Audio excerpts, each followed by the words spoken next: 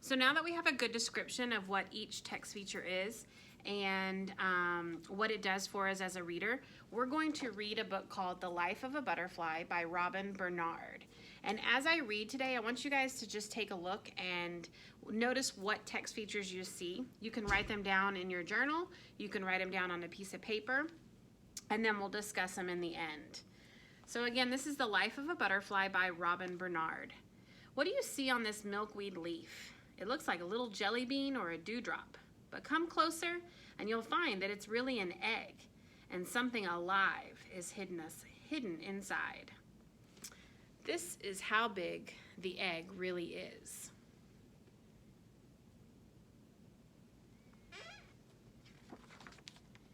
Soon the egg is ready to hatch. A tiny body squiggles and wiggles its way out. Do you know what it is? It's a caterpillar, and it's very, very hungry. This is how big the baby caterpillar is. Right away, the caterpillar eats its eggshell. Then it begins to nibble leaves. It eats and eats, growing bigger and fatter, and as it grows, it changes. Now the caterpillar has velvety stripes. Munch, crunch. The caterpillar is an eating machine. It moves along the milkweed plant, chewing up the leaves. The caterpillar has strong jaws on its head for chewing, and it holds onto the leaf with its 16 legs. When it's about 10 days old, the caterpillar stops eating. It looks for a safe place to rest. This is how big the caterpillar is now. So how many inches? That's right, it's grown about 2 inches long. The caterpillar crawls under a leaf and hangs upside down. Then something amazing happens. The caterpillar begins to change shape. Now, what letter of the alphabet do you think the caterpillar looks like? I'm tongue-tied today. Now, this is my favorite part. So the caterpillar has become a chrysalis. Inside the chrysalis, incredible things are happening. Nature is putting on a kind of magic show. It's turning the caterpillar into something new. About 2 weeks later, you can see what's inside the chrysalis, and it's just starting to come out. It pushes and pushes until the chrysalis splits. Look, a beautiful monarch butterfly. Can you see the monarch's wings inside the chrysalis? The monarch's head pokes out of the chrysalis shell first. The monarch hangs onto the shell to stretch its wings. How long does it take the monarch to break out of the shell and stretch its wings? Can you tell how many minutes that was? They are working fast. The butterfly only has 6 legs now, but it has grown brand new wings. At first, they are wet and crumpled. Slowly, the butterfly stretches them out. The monarch rests and lets its wings dry in the sun. All the velvet stripes are gone now. Instead, the butterfly is covered with tiny scales. This is how big the butterfly is. Take a close look at the monarch's wing. Tiny scales give the butterfly its color and pattern.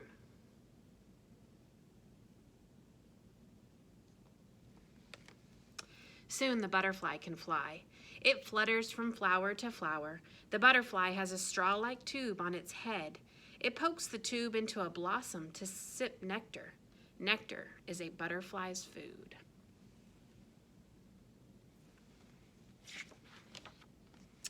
You can find butterflies wherever there are flowers. There are 12 butterflies fluttering in the garden. How many monarchs can you count? Monarchs are poisonous. Their bright colors warn birds and other animals to stay away. They say, "Don't eat me, I taste awful." As soon as there's a nip in the air, monarchs do what many birds do. They fly south for the winter. On wings as thin as tissue paper, they can fly across the ocean. Thousands of monarchs travel together. These monarchs are resting on a tree in Mexico. When spring comes, the monarchs will fly north again. Look how many there are. In the fall, the monarchs fly to Mexico and California. This map shows some of the paths that they follow.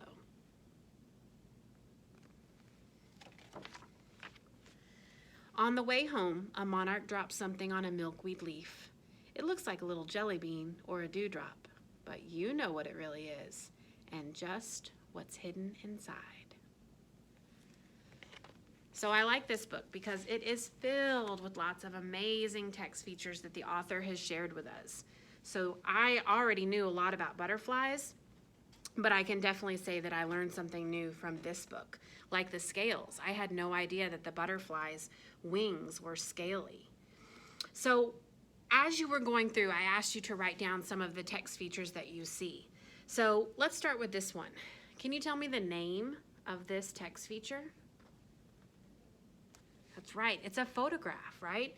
So why do you think that the author showed us this photograph and really the way that they did? So when I first looked at this, I thought that it was a cactus because it looked kind of prickly. But they told me as I read that it's actually a milkweed leaf. So how big do you think that that egg is? It shows me down here that this is how big the egg really is. Teeny tiny. So I like how the author or the illustrator has zoomed in, the author has kind of zoomed in on that leaf so that I can get a close-up image of the egg. I don't know that I've ever been that close up to an egg. Now as I go through, I have more great photographs, and I really like these diagrams at the bottom because it kind of gives me an idea of just how big the caterpillar is at that time. So let's see what else that you guys noticed.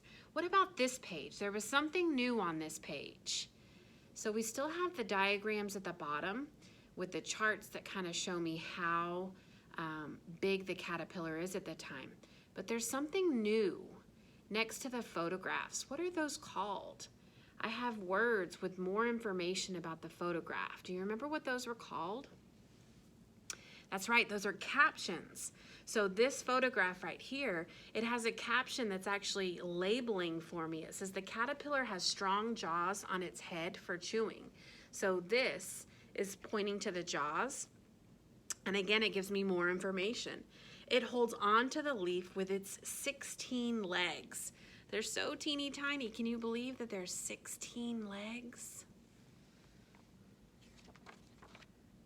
So we have more captions and more really cool photographs. This author did a great job on text features. Now I really like this one. This one gives me kind of a timeline, right? Of how long it takes for them to come out of that chrysalis and to stretch out their wings. And again, here's some more photographs. And again, I love how they zoomed in. Remember? They zoomed in this picture. Look how close they got to those wings so that I could see just how scaly they really were.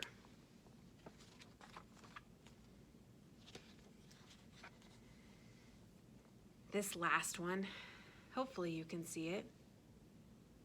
That's right, it's a map. But why do you think that the author included it? How does this map help me as a reader?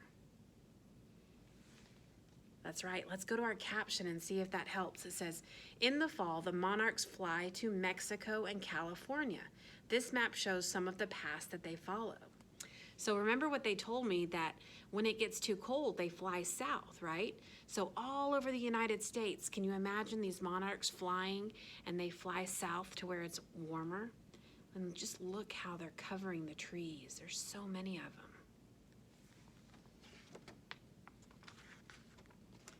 And then we're back to the egg.